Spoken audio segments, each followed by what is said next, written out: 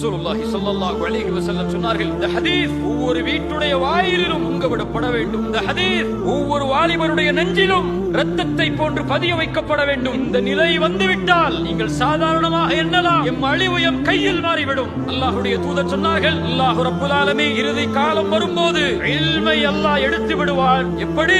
அல்லாஹ் ரப்புல் ஆலமீன் உலமாக்களை, ஆலிம்களுடைய உயிரை கைப்பற்றுவதன் மூலம் மனிதர்கள், அறிவியர்களை, கல்வி இல்லாதவர்களை, இந்த கல்வி பிஇ படிப்பா, டாக்டர் படிப்பா, PhD படிப்பா, மார்க்க கல்வி இல்லாதவர்களை தலைவர்களாக எடுத்துக் கொள்வார்கள். அவர்களிடத்திலே மார்க்க தீர்ப்பை கேட்பார்கள். அவர்களும் மார்க்க தீர்ப்பை கொடுப்பார்கள். கல்வி இல்லாமல் அவர்களும் வழிகடுவார்கள், இவர்களையும் வழிகடுவார்கள். ஆனால் மிகப்பெரிய மூலச்செலவை முஸ்லிம் சமூகத்தின் வாலிபர்களின் மேல் செய்யப்படுகிறது. அதில் சென்று தன் ஒட்டுமொத்த சமூகத்தையும் மதிப்பை பெற்றுத்தரக்கூடிய செயலை செய்து தன் வாழ்வையும், தன்னோடு சேர்ந்திருக்கக்கூடிய குடும்பத்தின் வாழ்வையும், ஒரு சமூகத்தின் வாழ்வையும் அளித்துக்